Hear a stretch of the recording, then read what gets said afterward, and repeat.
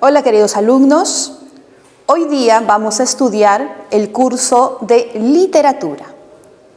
Y vamos a iniciar con este pensamiento para ubicar a la corriente literaria.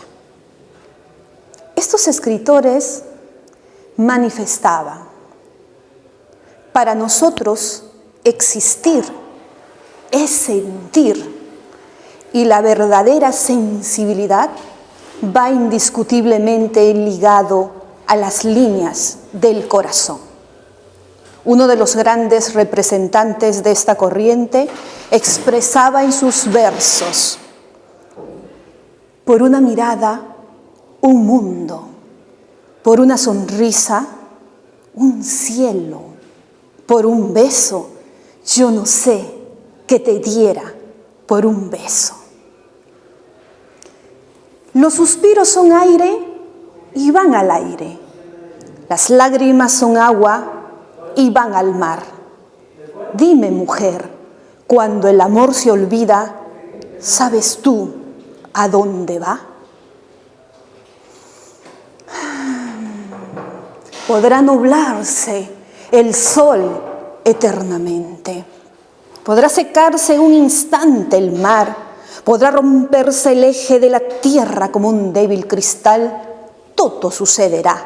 Podrá la muerte cubrirme con su fúnebre crespón, pero jamás en mí podrá apagarse la llama de tu amor. Muy bien, chicos, ¿ya saben qué corriente literaria vamos a estudiar? Efectivamente, estudiaremos el romanticismo, la corriente que habla del amor, de los sentimientos más arraigados y profundos del ser humano. Un cantante decía: ¿se podrá vivir del amor? ¿O podremos vivir sin amor? Esa es la disyuntiva. El romanticismo, ¿cuándo surge?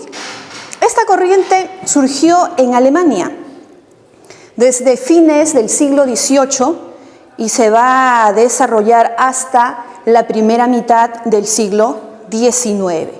Y va a llegar principalmente por muchos países de Europa hasta América. Y en América también hay grandes representantes del romanticismo. La corriente en donde predomina el sentimiento, o sea, el amor, en contra de la razón, porque los románticos se dejan llevar por la pasión. Son seres muy apasionados, atormentados. Muchas veces sufren de depresión, de ataques de pánico, diferentes problemas emocionales. Esta corriente es un canto a la libertad, ese canto a la libertad de expresión. No se someten a reglas, a cánones establecidos. Entonces ellos piensan que la escritura es como la liberación de su alma. Y esta libertad se alcanza, se obtiene con la Revolución Francesa, que deja sus principios de libertad, igualdad y fraternidad. Es el culto a la naturaleza. Para ellos, la naturaleza es vista como fuente de creación. Van a idealizar a la naturaleza. Son sus sueños, sus anhelos.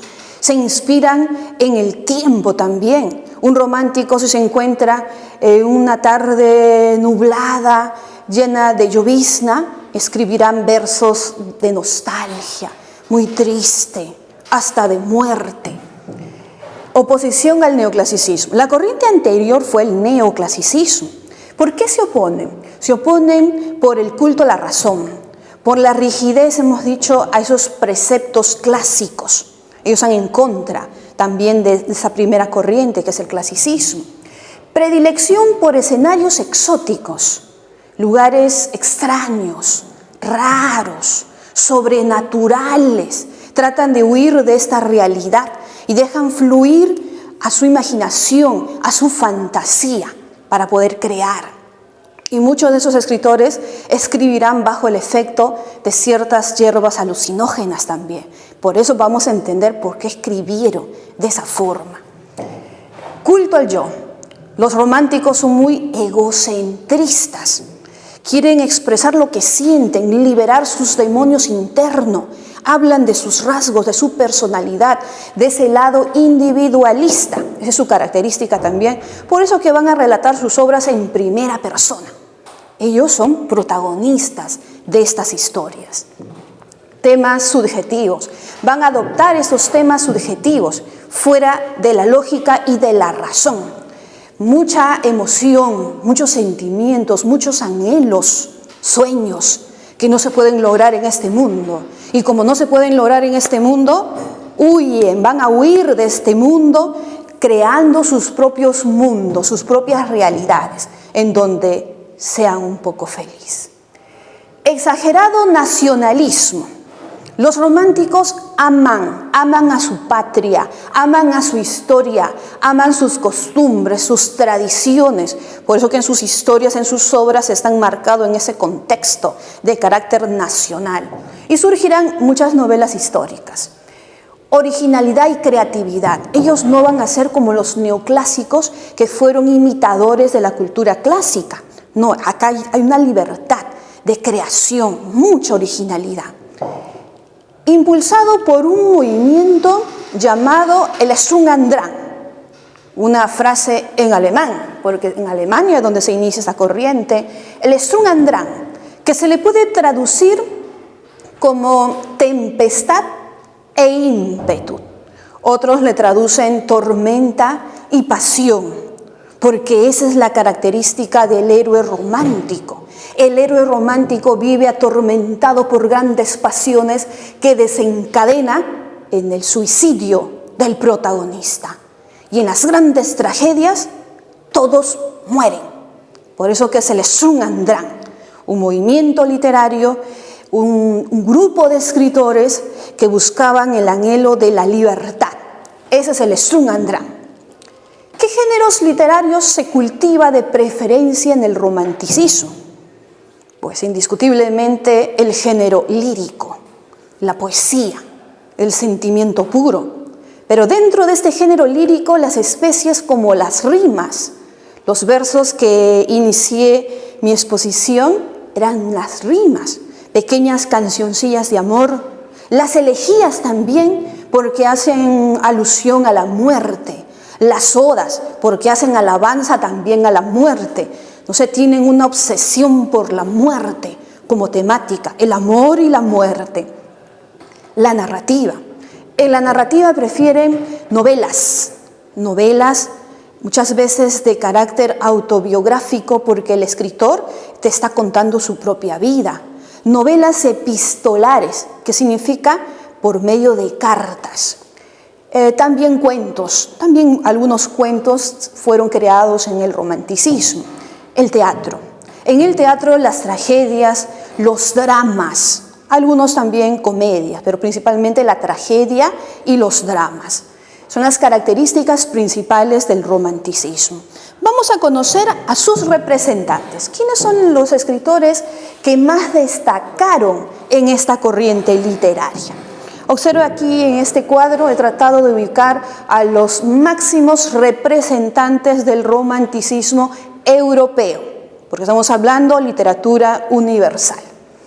Los países que han destacado, en primer lugar, se inicia, hemos dicho, en Alemania, pero el país del apogeo del romanticismo es Francia.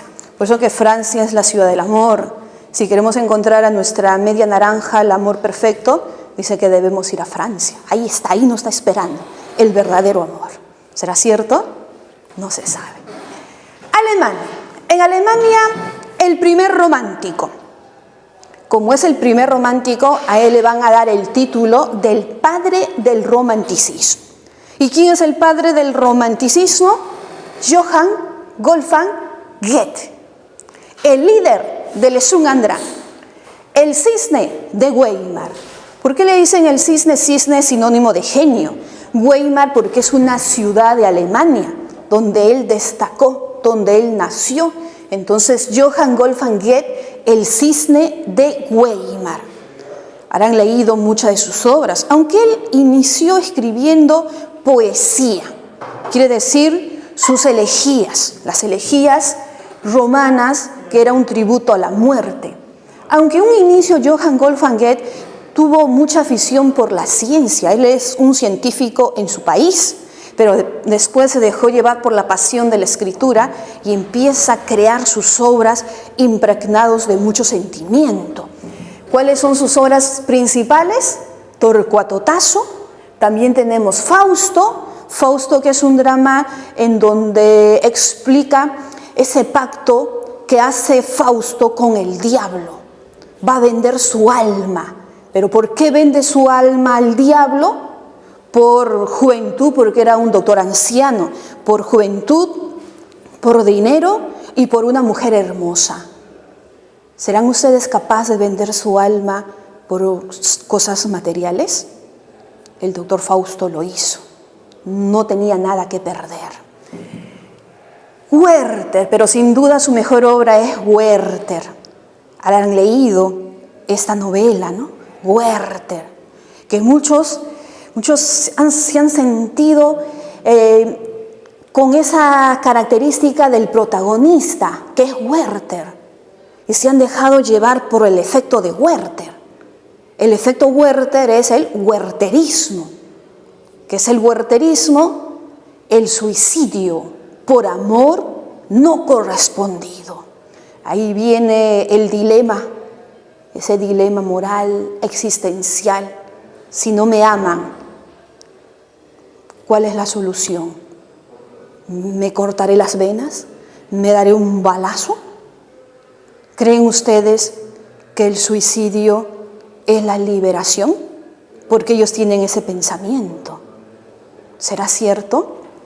Como el atormentado protagonista Werther, ¿no? Porque el tema central de esta novela epistolar es el suicidio por amor no correspondido. Porque Werther amaba ¿a quién? A Charlotte o Carlota.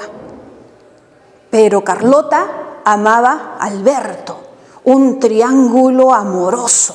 Dicen que esta novela está basada en la propia vida del autor de Goethe, de los amores prohibidos, porque él siempre se enamoraba de un amor ajeno, de un amor prohibido.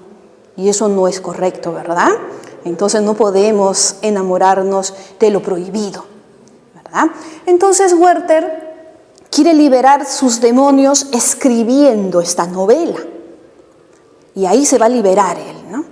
Werther, apasionado, atormentado, obsesionado, siempre está ahí al lado de Carlota, quien la conoce en una fiesta.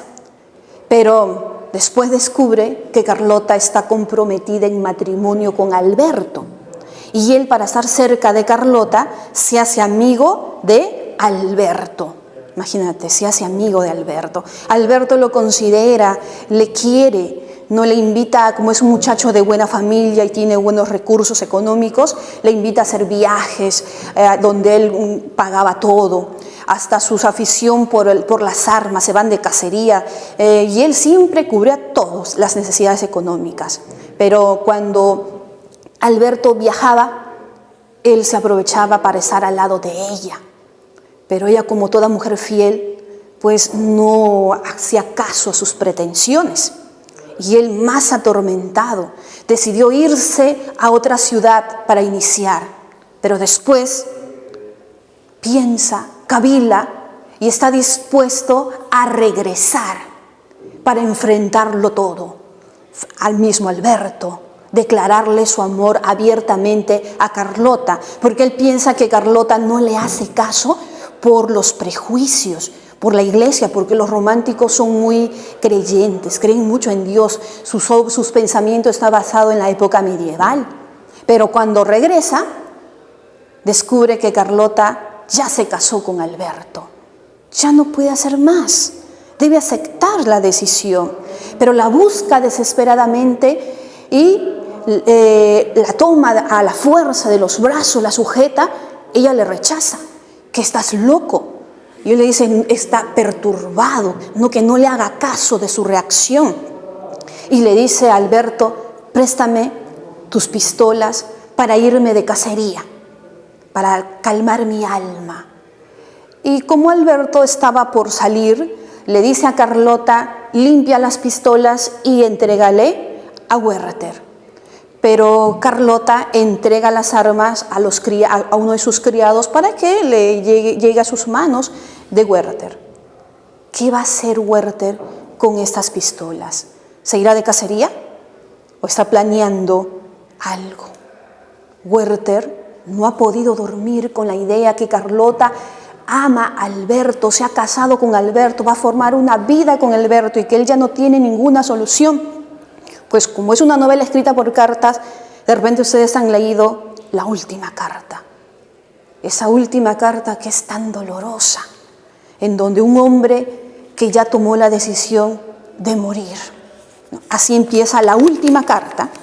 Imagínate cuál es el pensamiento de un hombre que va a morir, ¿no? La carta final, puede encontrarlo en internet también. Un fragmento. Es cosa resuelta, Carlota.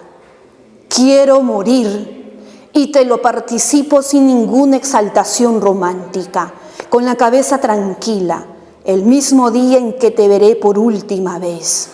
Cuando leas estas líneas, mi adorada Carlota, yacerán en la tumba los despojos del desgraciado que en los últimos instantes de su vida no encuentra placer más dulce que el placer de pensar en ti.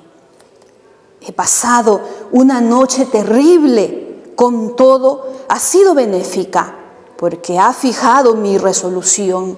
Quiero morir, me sacrifico por ti. Sí, Carlota, es preciso que uno de los tres muera, y quiero ser yo. Oh vida de mi vida, más de una vez en mi alma desgarrada ha penetrado un horrible pensamiento. Matar a tu marido, a ti, a mí, sea quien sea, seré yo. Así será. Y después, ¿qué hará Werther? Cogerá una de las pistolas, cerrará la carta, porque esa carta continúa, deja encima de la mesa y con una de las pistolas se da un balazo en la sien. Qué trágica historia, ¿no? Basada en la vida del mismo autor, que se enamoró de Charlotta Wolff, y en su obra la llama simplemente Charlotte, a la protagonista, ¿no? Werther, una gran historia. Si el romanticismo se inicia en Alemania, hemos dicho, alcanza su apogeo en Francia. En Francia aparece el sumo pontífice de las letras francesas, Víctor Hugo. Habrán leído sus obras de Víctor Hugo, sus grandes novelas como Nuestra Señora de París, o también conocido como El Jorobado de Notre Dame, pues protagonista Quasimodo, un ser amorfo. Nació tan horrible, tan feo, que su madre lo dejó abandonado en las puertas de la Catedral de Notre Dame, y ahí vivió y ahí creció tocando el campanario. Y generó más sus defectos, ¿no? Él nació con el defecto, tenía una joroba en la espalda, una pata más corta que la otra y por las campanas se quedó hasta sordo. Es una gran historia. La Catedral de Notre Dame, después de la Torre Eiffel, en Francia es el lugar más visitado.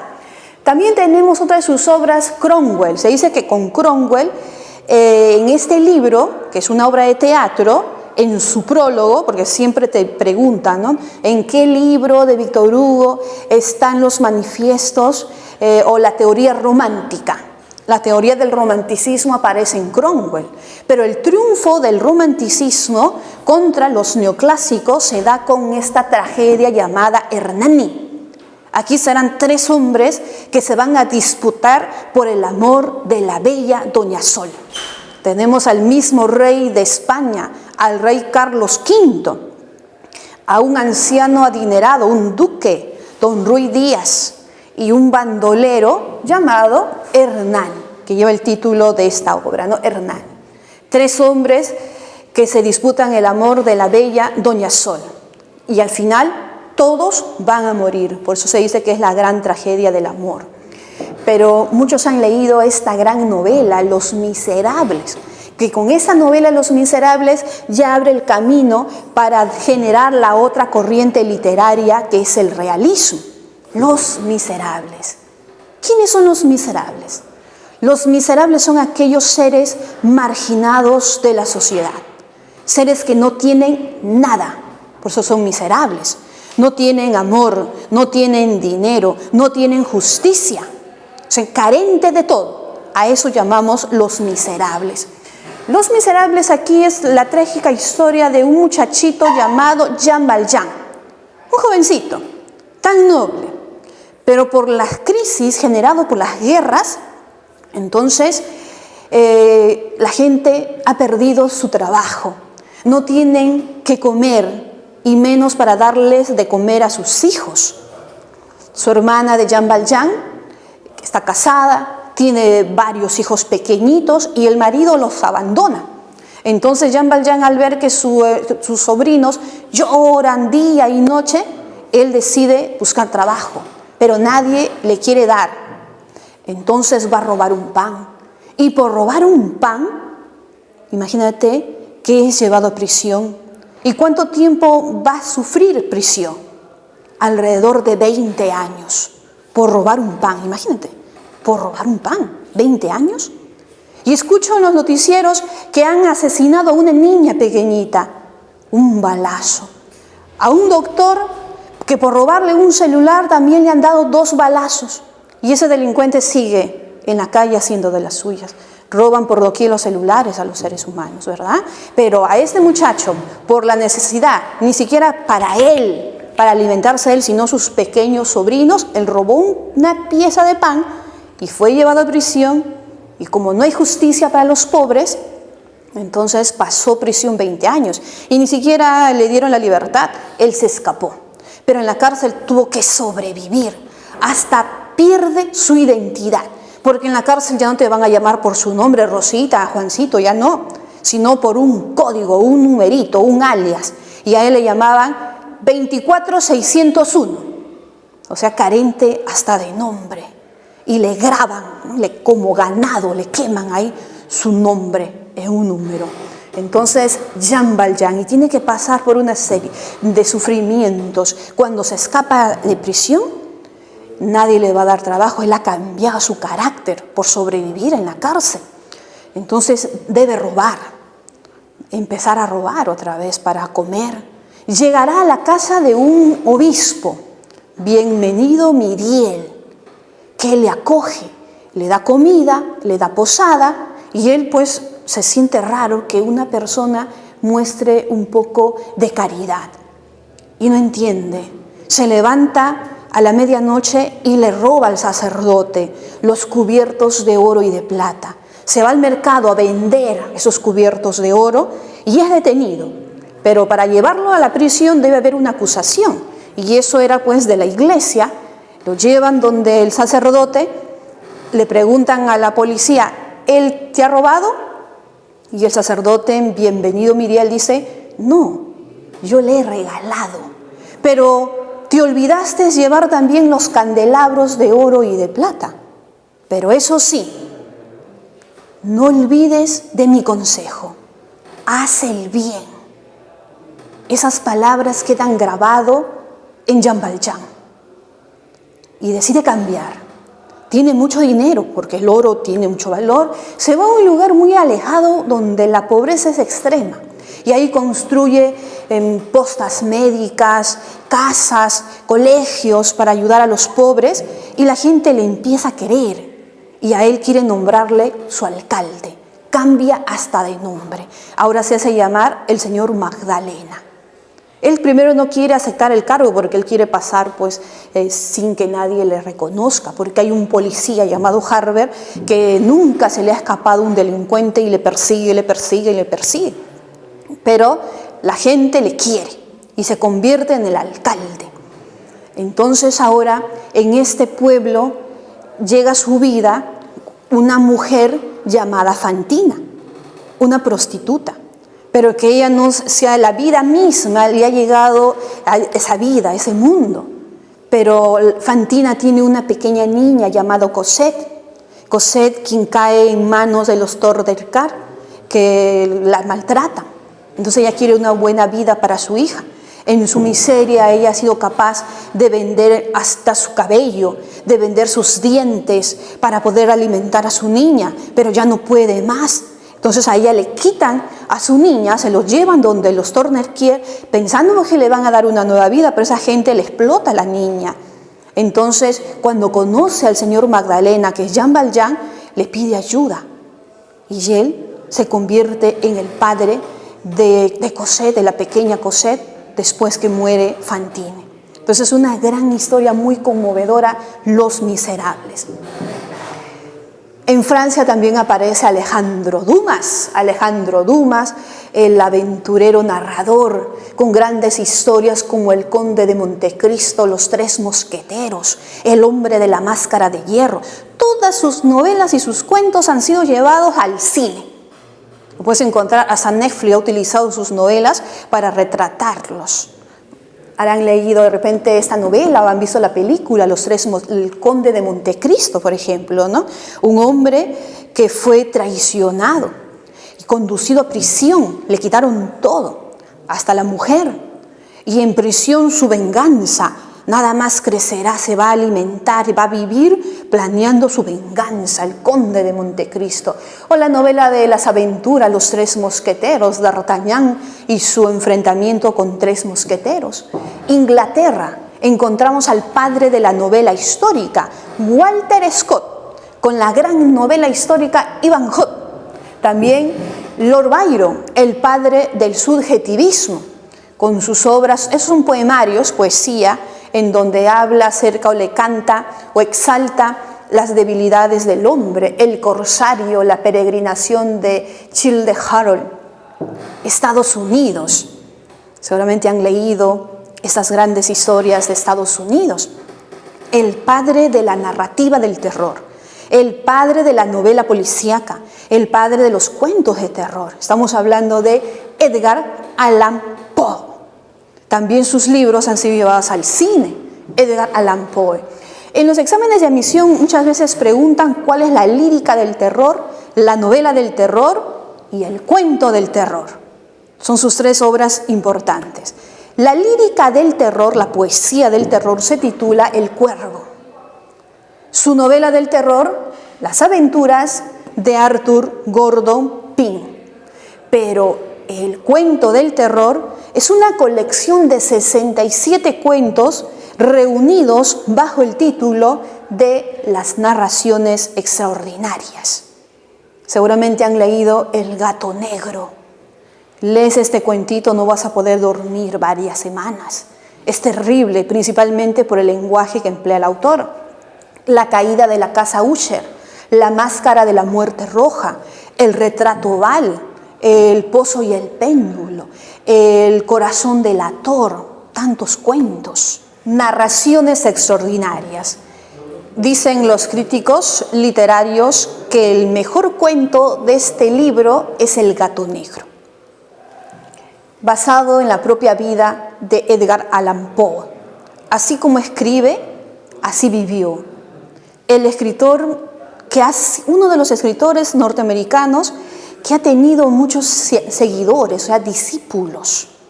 Y su libro ha sido traducido en muchísimas lenguas. En El Gato Negro nos cuenta pues la historia del primer gato, porque son dos gatos. El primer gato llamado Pluto, todo de negro. El protagonista odia todo, odia al mundo.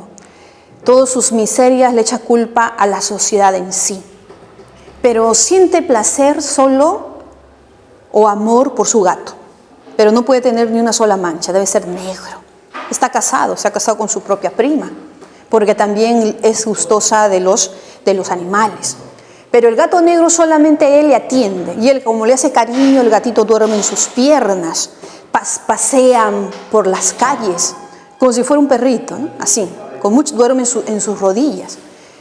Pero cada vez más pobre, no tienen ni para pagar la pensión, ni para comer, y va a decaer en el mundo del alcoholismo. Y se va a las cantinas a embriagarse con vodka, ginebra, y también ingresa a las hierbas alucinógenas. Y cuando regresa a casa, ya después ha cambiado su personalidad y su carácter. El gatito se le acerca para hacerle cariño, para estar con su amo, pero él está pues embriagado y coge a su gato del pescuezo, ve en su escritorio un cortaplumas y con el cortaplumas le arranca un ojo. La mujer se lleva a su gato y le salva la vida. ¿Usted cree que de ahí en adelante el gatito se va a venir a hacerle cariño, a dormir en sus pies? No. Cuando le veía, huía el gatito. Y él se iba en las noches a embriagar a la cantina y ya maltrataba a su mujer también. Otra de las noches regresa a casa, coge al gato, pero este gato no se pudo escapar. Otra vez lo agarra del pescuezo, pero ya no está el cortaplumas porque la mujer lo ha desechado. Entonces encuentra una soga y con la soga lo amarra a su gato, lo estrangula. Esta vez sí muere el gatito. Fuera de casa hay un árbol y ahí lo cuelga. Está tan ebrio que no se da cuenta y bota el lamparín. Eran pobres que solamente se alumbraban con lamparín y la casa empieza a arder. La gente, los vecinos saben que ahí viven 2 personas. Tocan la puerta, nadie sale. Ven al gato colgado en el árbol y lo arrojan por la ventana. Y en mitad de la sala había una pared y el gato queda ahí pasmado, ¿no? Entonces los 2 señores salen, se salvan su vida. Pero se iba otra vez a la cantina a embriagarse y siempre con los remordimientos que él era el culpable de la muerte de su gato. Y para remediar su culpa se consigue otro gato. Pero al día siguiente ese gato tenía una mancha blanca en el pecho. Lo odiaba, no lo quería ver. Ellos se mudan a una casa más pobre y dentro de sus teorías ellos manifiestan que los gatos son brujas disfrazadas que han venido a la tierra. Y aquella persona que cría gato, todas las maldiciones le van a caer y vivirán siempre en la pobreza. Son sus creencias. Entonces su mujer le dice que baje al sótano y lleve un hacha para reparar las grietas de la casa. Él está dispuesto a llevar el hacha y cuando está bajando las escaleras, ese nuevo gato se le atraviesa por las piernas y le hace perder el equilibrio y cae. Él se levanta enfurecido, coge el hacha y está dispuesto a matar al gato con el hacha. Pero la mujer lo toma del brazo y no lo permite. Ahora su ira contra su mujer y con el hacha le destroza el cráneo a su mujer, la asesina con el hacha. Pero el único culpable es el gato. Busca al gato para matarlo y no lo encuentra. Su único pensamiento es deshacerse del cuerpo de la mujer. Y piensa muchas formas: cortarlo en trozos y en bolsas botarlo a la calle o quemarlo detrás de la casa. Recuerda que hay un pozo o hundirlo en el pozo con piedras. Pero al final recuerda historias leídas de la época medieval que enterraban a sus muertos en las paredes, lo emparedaban. Entonces empezó a sacar en el sótano de sus paredes el yeso y ahí coloca el cuerpo putrefacto de su mujer y se va a dormir tranquilo. Al día siguiente se va como si no hubiera pasado nada, pero los vecinos escucharon tanta bulla. Ellos creían pues que otra vez había maltratado a la señora, pero no encuentran a la señora por ningún lado. Llaman a la policía. La policía investiga la casa, no hay nada, una pequeña casa. Pero sus remordimientos, su soberbia, la primera vez que van los policías no encuentran nada, la segunda tampoco, la tercera vez tampoco. O sea, ya era el crimen perfecto. Pero su soberbia de él le dice a los policías: pero ustedes no han investigado mi sótano. Y lo lleva al sótano. Y los policías de lo alto nomás miran un pequeño sótano, no hay nada. Y él baja primero y dice: las paredes son testigos, no hay nada. Da tremendo golpe en la pared, que de las entrañas de la pared se produce un grito espeluznante, horroroso. Él piensa que es la mujer que está viva. Entonces los policías descienden, con su pico empiezan a cavar y encuentran ahí el cuerpo putrefacto de la mujer y sobre la cabeza un gato. ¿Quién había gritado? El gato. ¿Por qué no lo encontraba el gato? Porque el gato, cuando vio que mató a la mujer, Él se corrió, se escondió y justo en esa grieta en donde él va a emparedar a su mujer y queda desmayado y así se descubre el crimen. ¿Ves? No hay crimen perfecto, ¿no? Todo por la culpa de un gato. Por eso está mala suerte, no críen gatos, ¿no? A algunos sí les gustan mucho los gatitos. Y así son sus historias, terroríficas son cada una de sus historias. Pero también en Estados Unidos aparece Walt Whitman. Walt Whitman con su poesía de amor, pero egocentrista, muy individualista. Su libro más famoso, Hojas de hierba, donde está ese poema, Canto a mí mismo, cantarse a sí mismo. En España aparece en el teatro José Zorrilla y Moral, el padre de la poesía española. Se dice que es el más español de todos los españoles, considerado el poeta nacional. Entre su mejor obra es Don Juan Tenorio. Habrán leído Don Juan Tenorio, de ese personaje don Juanesco, ese mujeriego que va seduciendo y engañando a las mujeres. Pero don Juan Tenorio fue producto ya de otro escritor español, y ese otro escritor español también, el que escribió El burlador de Sevilla, Tirso de Molina, se inspiró en Molière, porque fue Molière quien crea el personaje del mujeriego en Don Juan, o el convidado de piedra. En España, en la poesía, aquí vamos a encontrar al máximo poeta, ¿no? Gustavo Adolfo Bécquer, aunque los españoles a él le han considerado el segundo poeta amoroso. ¿Por qué el segundo y no el primero? Porque los españoles consideran a Garcilaso de la Vega como el primer poeta amoroso. Fue el primero que habló de amor en sus églogas, Alicio y Nemoroso. Y a él será el segundo poeta amoroso de España. Tiene sus rimas y sus leyendas, que es lo mejor de él.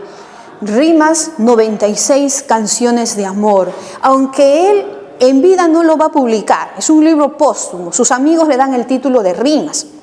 Por eso que una pregunta de examen de admisión decía, ¿cuál es el título original de este libro?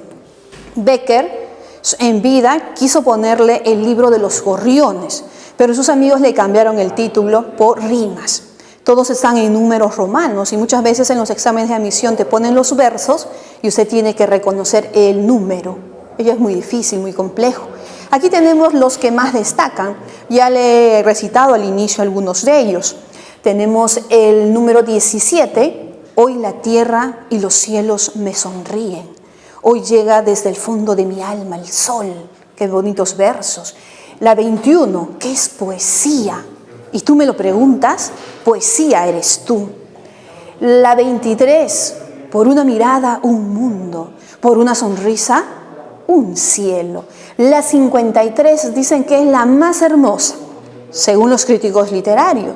Volverán las oscuras golondrinas a tu balcón sus nidos a colgar. Entonces Bécquer con sus famosas rimas, pero Bécquer también escribió sus leyendas. 18 leyendas, en donde van a destacar Rayo de Luna, Maese Pérez el organista, La Cruz del Diablo y La Jorca de Oro.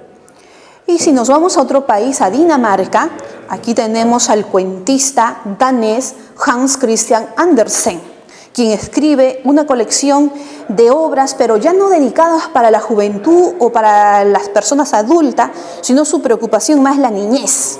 Cuentos infantiles. Hemos crecido con esos cuentos, ¿verdad? Nos han leído desde pequeño. Hemos coleccionado los cuentos como El Patito Feo, El Soldadito de Plomo, La Sirenita. Jóvenes, ahora vamos a estudiar otra corriente. Es una corriente opuesta al romanticismo. Para ellos el tema del suicidio queda en un segundo plano. El tema del amor en un segundo plano. Ellos en sus obras van a retratar los problemas que atraviesa una sociedad. Esos grandes problemas que es la miseria, la pobreza, la conducta humana. Esa corriente literaria es el realismo. ¿Esta corriente en dónde surge? Si el romanticismo nace en Alemania, el realismo nace en Francia. Francia es su inicio y Francia también es el país del apogeo de los grandes novelistas realistas. El realismo aparece a partir de la segunda mitad del siglo XIX. Ambas corrientes son del siglo XIX, pero el romanticismo solo la primera mitad del XIX, el realismo a partir de la segunda mitad del siglo XIX. Es todo lo contrario. Aquí predomina la razón, la intelectualidad. El hombre no se deja llevar por los arrebatos de la pasión, sino por la razón. Y si hablan del suicidio, es para criticar, censurar esa decisión que toma el ser humano. Es una literatura muy objetiva, aborda con un lenguaje crudo. Ya no es como los románticos que embelecen, adornan la palabra con un lenguaje exquisito. Ya no, aquí es un lenguaje crudo. Hasta muchos han criticado porque llegan a la vulgaridad, porque así es la gente, recoge las mismas expresiones coloquiales de los pueblos. Oposición al romanticismo está bien claro, ¿no? Bien establecido, es una corriente, nace una corriente, se opone a la otra, así es. Una corriente se opone a la otra, critica, censura por esos excesos del romanticismo. Es una literatura en la cual el autor detalla con tanta precisión los lugares y los personajes. ¿Ves? Se documenta, ya no le da libertad a su imaginación, a su fantasía, ya no. Entonces se documenta, investiga para poder crear. Esa literatura va a cumplir una función pedagógica, una función docente, una función moral. A través de las obras quieren educar, corregir lo malo de la época.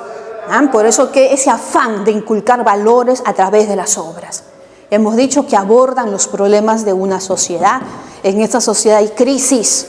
Entonces las obras, las novelas, tienen que abordar esos problemas. ¿Qué problemas? Puede ser la ingratitud de los hijos. ¿Qué problemas?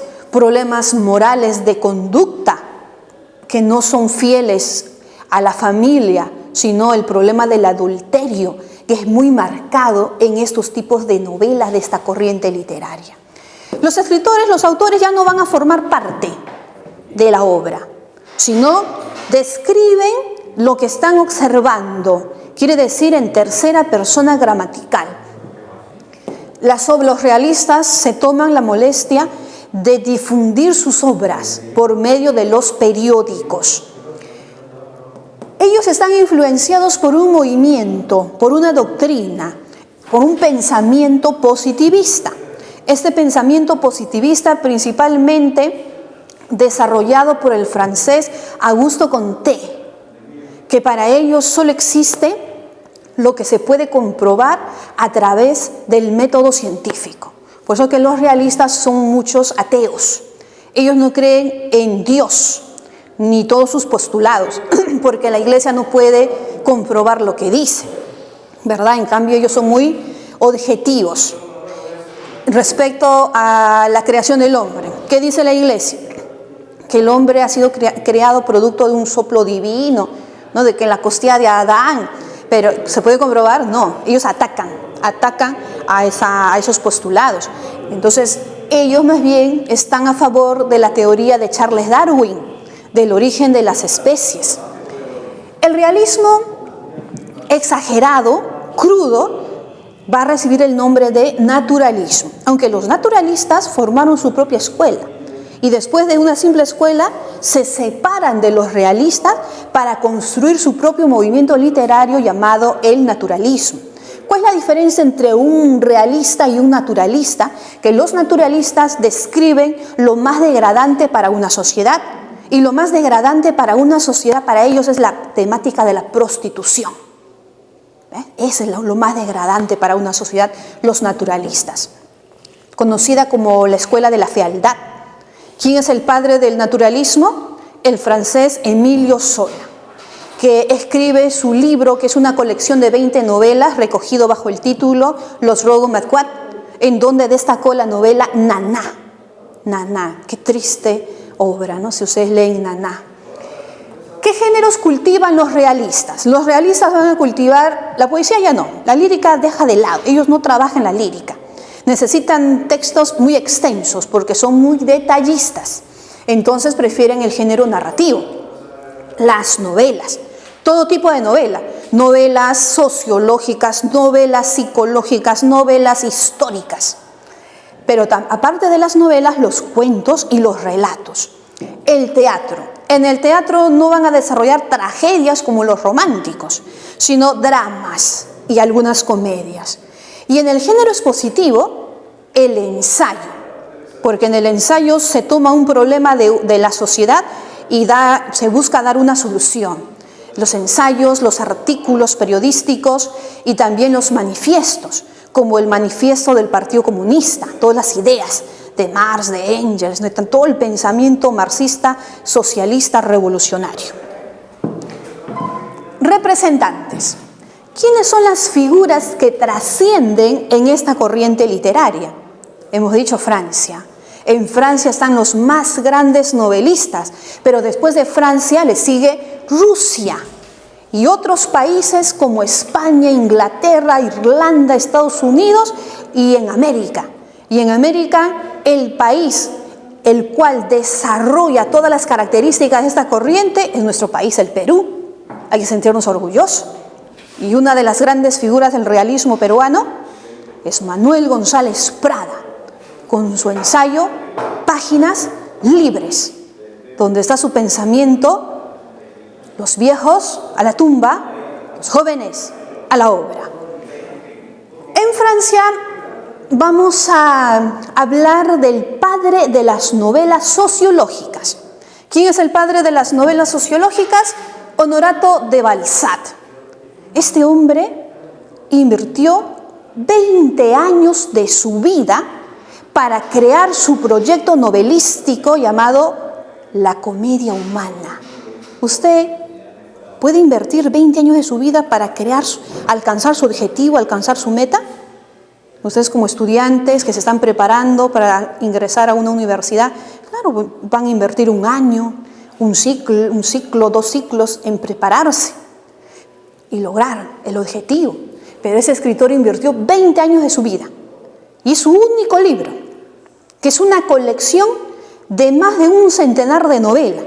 Pero como él aplicaba el Código Civil, el lenguaje exacto, preciso, redujo y publicó solamente 97 novelas, una colección de obras, ¿no?, en una sola, en donde va a destacar Papá Goriot. Pero dicen que esta obra, Papá Goriot, está basado en El Rey Lear, de William Shakespeare, en donde nos habla de la ingratitud filial. Dos hijas que van a despojar a su padre de todo su dinero, de toda su riqueza, le exigen la dote, casarse con marqués, porque se queda viudo. ¿Y él por qué acepta todo lo que pide las hijas? Porque como ha muerto la mamá y ella es un carente de madre, ni se vuelve a casar por dar su amor a sus hijas. El error es que este padre no le enseña el valor del dinero a los hijos. Y hay que enseñarle el valor del dinero a los hijos. Entonces pide, y el padre le da, hasta que ya no tiene nada. Y lo único que le queda al padre es su casa. Y las hijas también le exigen que venda esa casa y que se vaya a vivir a un cuarto.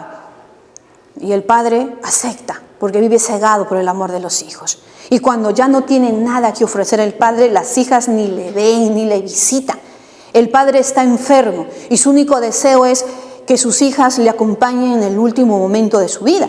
Y las hijas dicen no, que están ocupadas en sus fiestas, organizando sus fiestas para los marqueses, para los condes. Entonces esa es la ingratitud filial. No hay que abandonar a nuestros padres cuando están ancianos. Cada una de sus 97 novelas hay una enseñanza, ahí está el fin didáctico, ese afán de inculcar los valores en la sociedad. Stendhal, aunque ese no es su nombre verdadero es Henry Bailey, el precursor de la novela psicológica, porque el padre está en Rusia, que es Fedor Dostoyevsky. Stendhal, su máxima novela es Rojo y Negro. Una pregunta de examen de admisión decía, ¿qué significa el color rojo y el color negro en la novela? ¿Tendrá un significado? Sí. Todo se crea con una intención. En este mundo en que vivía en la época de la Restauración, los varones tenían 2 caminos para ascender de posición social y económica, o el rojo o el negro. El rojo significa las armas, la vida militar, o sea, esas guerras napoleónicas, luchar, servir a tu patria, ¿verdad? Y logras la fama. O si no, el negro. El negro es la vida religiosa, la ropa del sacerdote. El protagonista es un joven arribista llamado Julián Sorel, que es de condición pobre, pero tenía los deseos de la noche a la mañana convertirse en rico. ¿Cómo lo va a hacer? ¿El rojo o el negro? Pero como él ama su belleza, su cuerpo físico, no decide el rojo, sino se va por el negro. Convertirse en un preceptor religioso para orientar a las jovencitas y servir en la casa de del marqués, del alcalde, de los condes y conseguir dinero fácil. Por todas sus locuras que hace este muchacho, al final su mala conducta terminó, le cortan la cabeza, guillotinado por el muchachito, ¿no? Entonces se logran los objetivos poco a poco, no de la noche a la mañana. Por eso ustedes están preparándose para ingresar, ser profesionales y trabajar. Entonces no hay que ser como Stendhal, es una novela que critica el arribismo social. Gustavo Flaubert, según Mario Vargas Llosa, dice que él escribía y creía que no tenía talento, hasta que llega a sus manos esta gran novela, Madame Bovary. Esta novela él lo ha leído más de 20 veces y lo ha descuartizado literariamente para encontrar el tipo de narrador, cómo narra Gustavo Flaubert, y encontró su estilo para crear sus obras, Mario Vargas Llosa. Entonces su maestro, Gustavo Flaubert. Gustavo Flaubert escribe Madame Bovary. Es la novela que aborda la temática del adulterio. Pero aquí el adúltero ya no es un varón como en Rojo y Negro Sorel, quien engaña a las esposas, a las hijas del marqués, del conde, del alcalde para tener dinero, sino aquí la revista y la adúltera, mayormente adúltera, es Madame Bovary, una mujer llamada Emma Roual, una muchachita soñadora. Pero el autor a Emma Bovary no la critica, porque manifiesta que su único error de Emma Bovary fue haber nacido en una época que no le correspondía, siglo XIX, en donde la muchacha no podía decidir, sino eran los padres. Ella soñaba con estudiar, ella soñaba con viajar, ella soñaba con hacer muchas cosas, pero la sociedad la condena a un matrimonio cuando ella es tan jovencita, una chiquilla. Entonces su padre, con tal de liberarse de la hija, la casa a Emma con un doctor de pueblo, Charles Bovary, creyendo pues que era el mejor partido. Pero Charles Bovary o Carlos Bovary ya había tenido un fracaso matrimonial y su esposa había muerto en circunstancias muy raras. La gente hablaba. Entonces decide mudarse a otro pueblo. Y Emma, con todos sus sueños, no va a ser feliz. Un pueblo que no es propio lo que ella está esperando. Se aburre soberanamente de todo. Aunque al inicio de su matrimonio, ella se esmera con agradar a su marido, se viste elegantemente, le prepara una cena amorosa, con muchos detalles, pero el marido, que paraba todo el día en la calle trabajando, llega a la casa cansado. Ella tan bonita esperando a su esposo para tener pues esa noche romántica de amor, y el otro le dice, estoy cansado, se iba a dormir. Y sus ilusiones, la vida en matrimonio, y ni siquiera cuando ella estaba en casa era feliz, porque vivían con la suegra, una mujer que le hacía la vida, le decía que no sirves para nada, no sabes ni cocinar, no sabes ni dar un hijo. Pero ¿qué hijo iba a dar si el marido ni la tocaba? Y era tan bonita Emma Roual, ¿no? Entonces la suegra, que tanto le estresaba, le exigía un nieto. El marido tiene pues que cumplir su labor de esposo y ella tiene un hijo, pero enferma, y la suegra ni le permite dar de lactar a su hijo, se la aparta de su lado, o sea, no le permitió ser ni madre. Por eso que ella no sentía ese amor de madre. Es como si no hubiera tenido un hijo, porque la suegra estaba ahí, no le dejaba desarrollarse. Ella se refugia en un comerciante que le decía, muchacha, eres tan joven, ponte a hacer otras cosas, arregla tu casa, pero no tenemos dinero. Vístete mejor, pero no tenemos dinero. Este comerciante le engaña, le presta dinero, le hace firmar muchos pagaré. Ya después me pagarás. Tú que eres tan bonita, ¿por qué no te vistes con estos vestidos hermosos que yo te voy a dar? Y te vas a otra ciudad. Y ahí vas a ser cortejada por tantos galanes. Mira tu juventud. O sea, le mete en su cerebro esas ideas. Y ella, aprovechando que el marido viajaba constantemente y que la suegra duerme en las noches, se iba a la ciudad y era asediada por tantos galanes. Pero era muy selectiva. No se fijaba en cualquiera. Tenía que tener dinero y ser guapo. Eran sus dos características. Podía disfrutar de las grandes fiestas y todo lo que conseguía lo guardaba. Ni siquiera pagaba sus deudas, lo guardaba. Y también otro error, guardaba sus cartas de sus amantes. ¿Para qué guardan las cartas? Esas son evidencias. Ahora pues ya no hay las cartas, el celular, ¿no? El WhatsApp, todo coleccionan ahí. Borren, por favor, si no se descubre todo, como le pasó a Emma Roald. ¿Ah?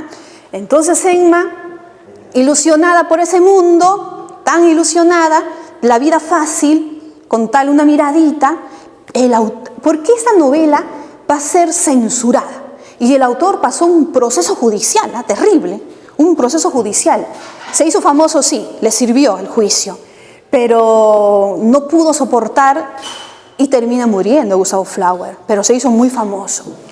Madame Bovary dicen que es una novela que atenta contra la moral y las buenas costumbres. Esta muchachita pues adúltera, que conoce primero a un muchacho llamado León, un pasante de notaría.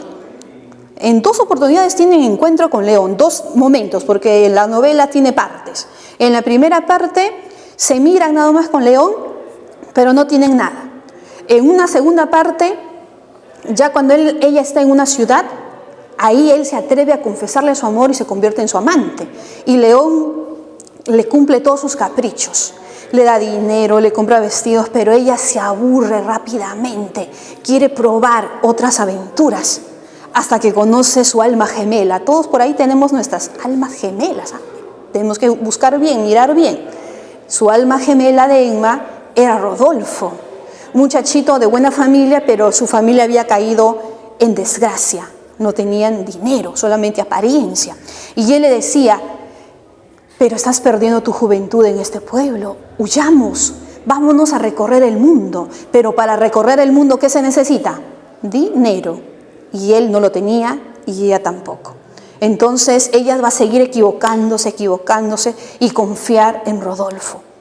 Ella le dice, yo voy a conseguir todo el dinero que ella había conseguido con sus otros amantes, principalmente con León, se lo da a Rodolfo para que lo guarde, para que compre los boletos para irse de viaje. Y llega el día de la noche, se citan a las 12 para fugarse, no le importa al esposo, no le importa a la hija, no le importa nada, va a dejarlo todo para ir siguiendo su amor, su ilusión. Le espera al novio, a Rodolfo, hasta las 5 de la mañana y él no se apareció. Regresa a su casa, felizmente nadie se dio cuenta. Y la suegra manifiesta que Rodolfo, este joven aventurero, se ha ido del pueblo para nunca más retornar. Y se había ido llevándose todo, su dinero y sus ilusiones. Nadie se dio cuenta, pero ella vivía de ese día, estuvo mal, se enferma. Está muy enferma. Su esposo la cuida, pero no mejora su salud. Más que este comerciante le llama para decir, ya, tienes que pagarme, ya que no vas a salir, no sales a tus andanzas, tienes que pagarme ya. Si no, yo le voy a contar todo a tu esposo. Ella había, hasta para tener dinero, había hipotecado la casa, que no era de ella, sino de la suegra. Todo había hecho para conseguir dinero y fugarse. Pero ahora Rodolfo se había ido llevándose todo. Cuando el comerciante le dice, si no me pagas, te voy a acusar con tu esposo, todo el mundo se va a enterar. Ella, lo peor que le podrían hacer a ella era hacerle pasar vergüenza, no lo soportaba. Y va a asumir una actitud romántica en una época realista. Va al boticario y se compra arsénico. Y ese arsénico se lo bebe. Y cómo sufre, terrible. No es como los románticos que para ellos la muerte es la liberación de nuestro corazón tormentado. No, para ellos la muerte es el sufrimiento propio, allá es la felicidad, allá es la libertad, acá no es la agonía, el sufrimiento. Ella se toma el veneno y cómo sufre, vomita, convulsiona, terrible efecto del arsénico. Así nos describe el autor. Entonces, una gran novela de Gustave Flaubert, Madame Bovary. Pero si nos vamos a Rusia, en Rusia aparece el padre de las novelas psicológicas. El autor quiere ingresar al personaje aquí, en la mente del protagonista. Fedor Dostoyevsky, habrán leído, me imagino, Crimen y Castigo, que es su mejor novela. Crimen y castigo. Todo crimen al final tiene su castigo. Nada es inevitable. Aquí, en esta novela, el protagonista es un joven estudiante de Derecho. Así como ustedes, algunos tendrán la aspiración de ser abogados, estudiar Derecho, él también. Es un muchacho así como ustedes. De Fedor Dostoyevsky crea aquí al personaje en Crimen y Castigo, Rodión, ¿no? Entonces, este muchacho viene de una familia muy pobre. La pobreza y las ganas de estudiar han hecho que él deje su pueblo y venirse a la gran ciudad, donde está la universidad. Pero en esta ciudad tiene que pagarse un cuarto para poder vivir, pagar la universidad, y no tiene dinero. Llegará a una casa pensión para alquilarse un cuartito, en donde la que dirige es una muchacha llamada Sonia, que es una prostituta. Pero Sonia no se ha vuelto prostituta porque ella quiere, sino a raíz de la misma miseria por el padre, que es un alcohólico llamado Marmeladov, y su madre, una mujer que no hace nada por salir de esta miseria. Y han conducido a la muchacha a prostituirse para poder pagar las deudas del hogar. Entonces el padre muere, Marmeladov, dejando a la esposa y a sus hijos en extrema miseria. Entonces deciden alquilar parte de la casa y es así como llega Rodión, ¿no? Rodión, este muchacho, y que entre los dos, con sus problemas existenciales, nacerá una amistad, y después de la amistad el amor entre Rodión y Sonia. Pero el padre Marmeladov, el ebrio, había comentado a Rodión que en esta ciudad vivía una vieja usurera llamada Aliona Ivanovna, una mujer considerada como un parásito, una escoria, un piojo que chupa la sangre a la gente, y si ella no existiera, el mundo sería mejor.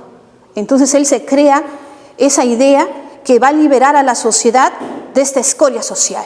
Entonces va a aniquilarlo, y él está haciendo un bien, porque en esta novela el autor está basado en una filosofía, ¿no?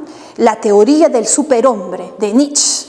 Muchos están basados en esas teorías, en filosofías, ¿ya? Entonces, del superhombre. Por eso en los exámenes de admisión muchas veces preguntan, ¿no?, ¿en qué novela de Fedor Dostoyevsky está bajo los conceptos de la teoría del superhombre? Crimen y Castigo.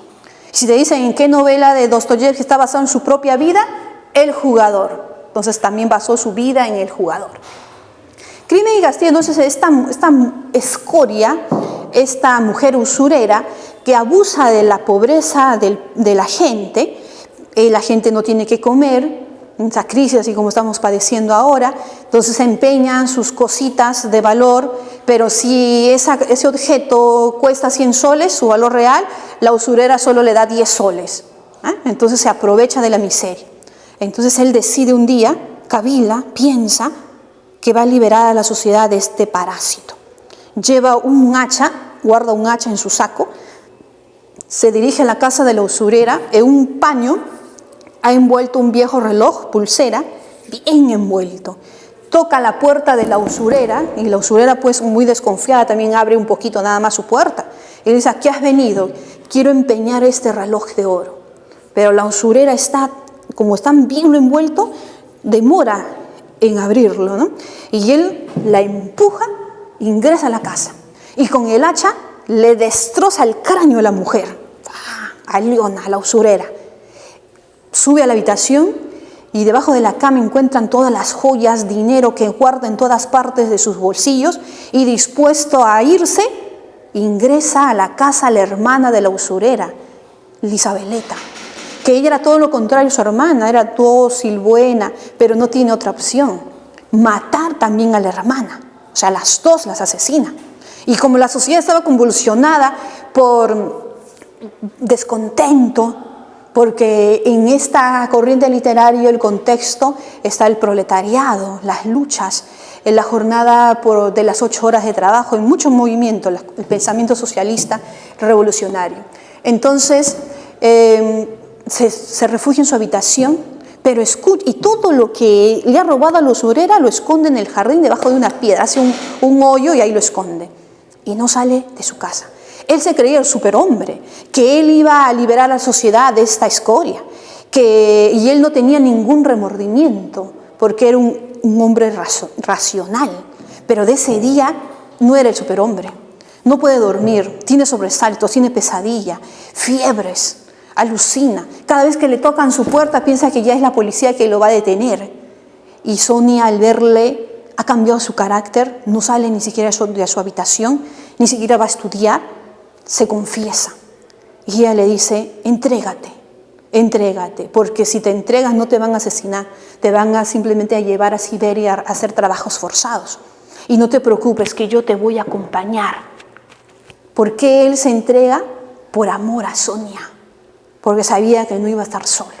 Es una gran novela, Crimen y Castigo. En Rusia también aparece el conde León Tolstoy, quien escribe esta especular novela Ana Karenina. Seguramente han leído. Una muchacha que no es feliz en su matrimonio. Por eso, como esposo, hay que saber elegir bien al esposo. Entonces, este esposo no atiende a Ana Karenina, igual que a Emma Bovary, el marido no la atendía, y busca esos sueños, esas ilusiones de la familia perfecta en otro, ¿verdad? Entonces se vuelve una adúltera, Ana, y cuando ella decide divorciarse, porque ella quiere divorciarse, no es como Emma, que ella no, quería ocultarlo todo. Ella decide divorciarse, pero en esa época no se podía dar el divorcio, y el marido, por los prejuicios sociales, tampoco le quiere dar el divorcio, y le dice, si tú te divorcias de mí, te quito a tus hijos, la venganza del hombre. Y al final, la ley pues le favoreció al varón, al esposo, y le quita la tendencia de sus hijos. Ella no soporta la ausencia de sus hijos y toma una decisión del suicidio, arrojándose a las vías del tren.